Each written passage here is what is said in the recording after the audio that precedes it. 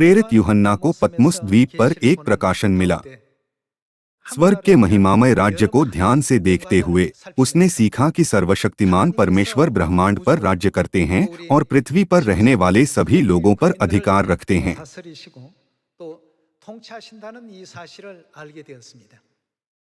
आज आइए हम इस प्रश्न के बारे में सोचें, वह चर्च किस प्रकार का चर्च है जहां परमेश्वर राज्य करते हैं? आइए हम परमेश्वर के वचन के द्वारा इसकी पुष्टि करने का कुछ समय लें। आइए हम प्रकाशित वाक्य की पुस्तक अध्याय 19 खोलें। अध्याय 19 आयत 1। इसके बाद मैंने स्वर्ग में मानो बड़ी भीड़ को ऊंचे शब्द से यह कहते सुना, हल्लेलुया!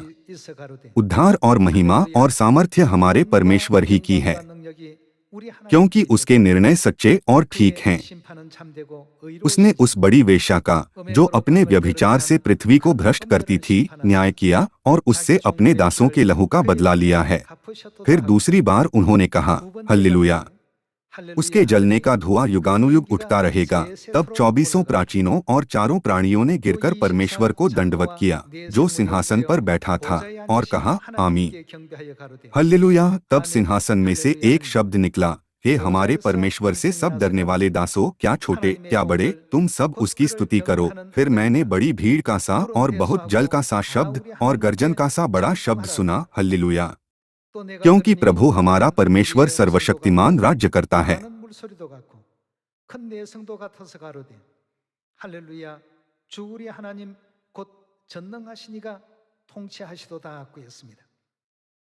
उन्होंने ऊंचे शब्द से पुकारा, हमारा परमेश्वर सर्वशक्तिमान राज्य करता है।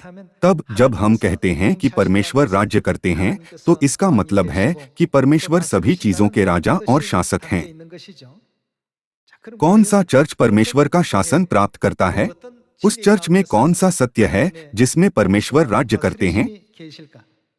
आइए हम आयत 7 देखें। आओ हम आनंदित और मगन हों और उसकी स्तुति करें, क्योंकि मेने का विवाह पहुंचा है और उसकी दुल्हन ने अपने आप को तैयार कर लिया है।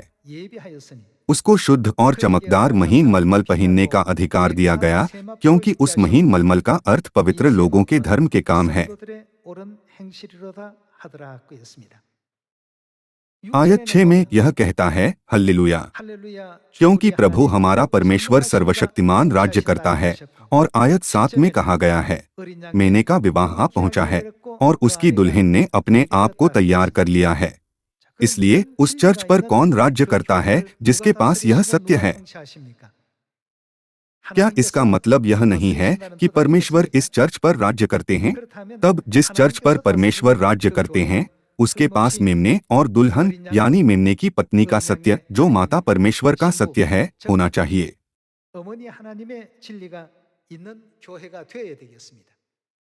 आज कई चर्च दावा करते हैं कि वे वह चर्च हैं जिन पर परमेश्वर शासन करते हैं।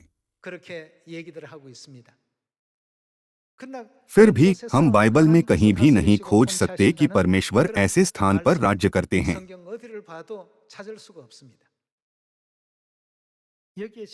बाइबल में लिखे गए इन वचनों को देखते हुए हम इस बात की पुष्टि कर सकते हैं कि जिस चर्च में परमेश्वर शासन करते हैं, उसके पास मेने के विवाह का सत्य और मेने की पत्नी का सत्य होना चाहिए, जिसने अपने आप को तैयार कर लिया है।